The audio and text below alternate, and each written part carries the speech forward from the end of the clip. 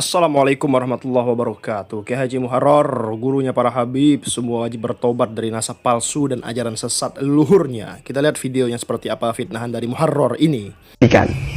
Setelah itu ada Habib lagi, namanya Habib Abdullah. Alnya saya lupa. Pinjam mobil katanya 2 hari. Padahal pinjam mobil sudah kita gratiskan nih loh. Apa yang terjadi? Nggak dikembalikan. Sampai sekarang Nggak dikembalikan, nyampe berhari-hari, nyampe berminggu-minggu. Pada akhirnya Gus, saya itu sowan ke Kanjeng Sunan Kalijogo. Saya sowan Kanjeng Kalijogo, saya matur sama Kanjeng Sunan Kalijogo, mobil saya hilang di bawah oknum Habib. Setelah itu saya selesai sowan ke Kanjeng Sunan Kalijogo, saya ditemuin sama musafir. Musafirnya bilang gini, tapi saya meyakini ini nggak musafir, ini pasti Kanjeng Sunan Kali. Musafirnya bilang gini, Kiai cari mobil. Iya, mobil Kiai warnanya ini. Iya benar, mobil Kiai Avanza. Iya benar, mobil Kiai di bawah Habib ini digadikan di tempat ini. Setelah itu toh saya cari, digadikan di di tempat orang. Kebetulan yang jadi orangnya sangar. Jadi yang gadi bilang gini, boleh diambil, harus ada uang. Di waktu itu Gus, zaman itu loh Gus, 18 juta 18 juta banyak. Tapi berhubung saya ini juga orangnya sangar, saya telepon polisi. Padahal yang asli nggak telepon polisi, yang saya telepon santri saya sendiri. Pak polisi, tolong, ini mobil saya digade, tolong ke sini. Orangnya takut. Lah gimana orangnya dolim Gus? Atakabur lil mutakabir sodako, nyombongi orang sombong itu sodako. Pak polisi, tolong ini. Pada akhirnya mobil saya diberikan.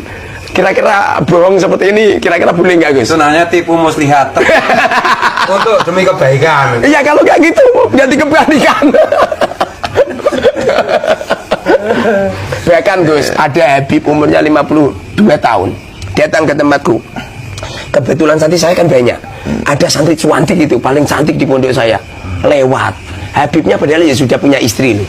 Ustadz, wah itu siapa Ustadz? Ini Ustadz, gimana saya kalau jadikan, tadinya bilangnya gini, kalau saya nikahkan sama keponakan saya gimana gitu. Ya silakan Habib, tapi cepet-cepet ditembung sendiri gitu loh. Pada akhirnya saya bilang, Bib tolong Bib, itu enggak hak saya, itu ke orang tua. Pada akhirnya ditembung ke orang tuanya. Berhubung orang tuanya pasti yang melihat saya kan, samina wa ta'na. Pada akhirnya dinikah. Setelah dinikah apa yang terjadi? Dulu menjanjikan diberi rumah, diberi tanah. Apa yang terjadi? Dikontrakkan di tempat yang Masya Allah.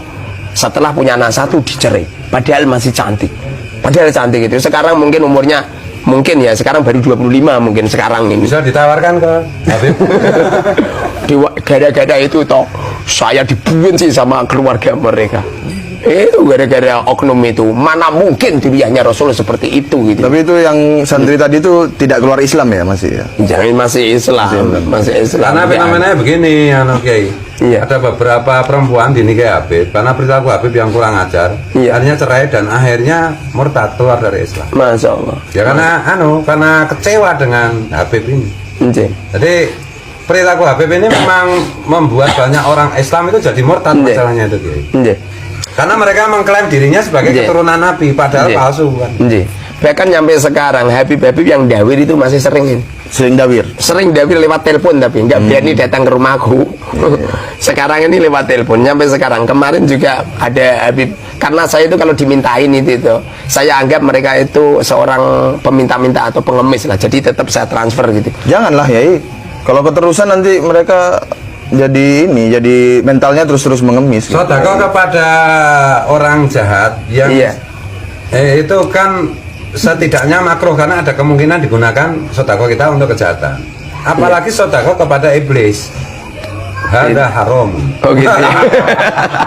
Tidak memberi itu sedekah, tidak memberi adalah sedekah itu sendiri.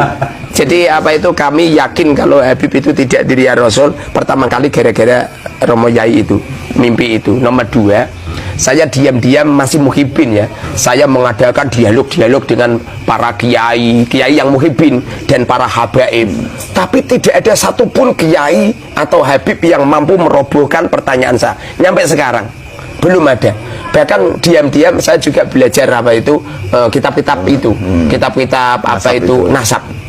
Saya itu yang asli itu dulu itu, kalau panjenengan lihat di YouTube, video saya ngecam Kiai Mat itu banyak.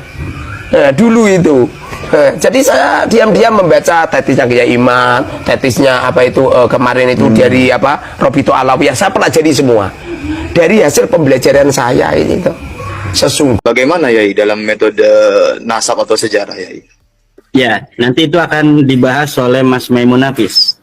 Ya, Oh, saya langsung aja ya. Saya langsung Iya, boleh, bahas boleh. ini. Ada seorang ustadz dari pesantren Sarang, guru di sana, seorang ustadz di pesantren Sarang. Ini Mas Maimun Hafiz dengan apa namanya itu berapi-api ya. Kayaknya itu menahan amarah gitu. Karena memang apa namanya Mas Rifki, saya apa pernah menjawab tentang Gus Najih ya, tentang Gus Iya, Najih ini. Mungkin ini Mas Maimun Hafiz ingin menyatakan bahwa saya muridnya Gus Najih bisa menjawab kan, karena saya waktu itu telah menjawab dari proposisi Gus Najih yang memang beliau bukan tidak alim, beliau alim, tetapi dalam masalah nasab ini memang memerlukan kejelian tersendiri, itu saya kira. Dan Mas Maimun Hafiz ini secara garis besar bagus juga, bagus juga ya dalam penyampaian apa namanya hujah-hujah, karena memang demikianlah pesantren NU mendidik santri-santrinya Mas Rifki, mantap-mantap ya. Tetapi dia juga mengaku sebagai lembaga Bahsul Masail ya, lembaga Bahsul Masail mungkin di tingkat kabupaten atau provinsi, dan sekarang ini dari tingkat PBNU akan menjawabnya. Iya, baik Yai. Nah, ini anggota Bahsul Masail PBNU akan menjawab anggota Bahsul Masail di Jateng atau di Rembang itu ya, Mas Maimun Hafiz, atau tingkat pesantrennya ya. Ini sama-sama anak NU. Mas Maimun Hafiz mengatakan bahwa nasab Ba'alawi sudah diisbat 180 kitab.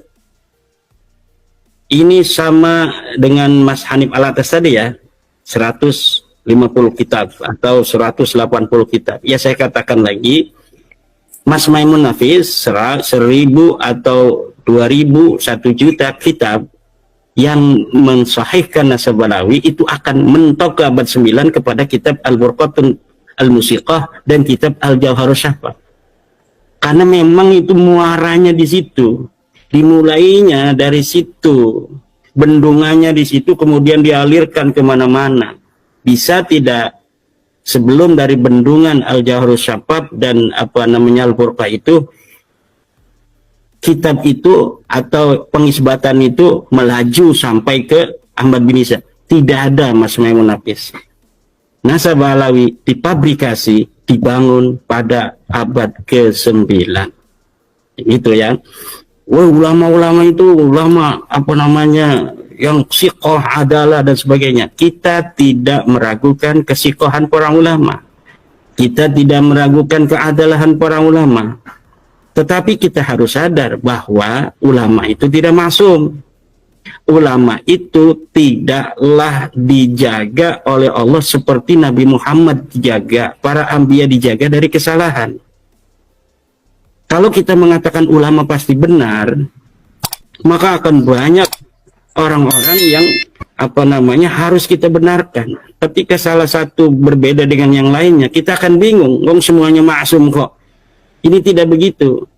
Agama ini agama dalil. Siapa yang punya dalil, maka dialah yang harus diikuti. Wala taqfu ma laysa laka bihi ilm. Itu Mas Maimun. Jangan kau ikuti apa yang tidak punya dalil. Ibnu Hajar dan lain sebagainya itu tidaklah berniat berdusta, tidak. Dia mendapatkan dari kitab Al-Juz'ul Latif. Dia tidak bertemu dengan Al-Idrus. Dia membaca kitabnya Al-Juz'ul Latif. Dia husnudzon. Dia tulis saja itu kitab Al-Juz'ul Latif yang menerangkan silsilah dirinya sampai Rasulullah. Kemudian Ibnu Hajar mengutip, ya mengutip aja. Oh, Ibnu Hajar pun ulama besar, masa dia ini tidak teliti? Ya, ulama itu kalau dalam masalah fikih kan Ibnu Hajar ulama fikih. Kalau Ibnu Hajar bicara masalah fikih, mungkin dia akan betul-betul tasabut wa tahaqquq. Tetapi ketika hanya bicara tentang silsilah sanad yang hanya untuk apa namanya itu tabarrukan, ya nggak perlu beliau itu mentasabut dan mentahakuk akan banyak waktu terbuang untuk seorang Ibnu Hajar yang ahli fikih kalau untuk mengisbat nasab Balawi atau meneliti nasab Balawi satu persatu. Seperti itu teman-teman semua ya. Jangan lupa subscribe MPH Channel. Terima kasih telah menonton video kali ini teman-teman. Bantu tembuskan 100.000 subscriber. Terima kasih. Assalamualaikum.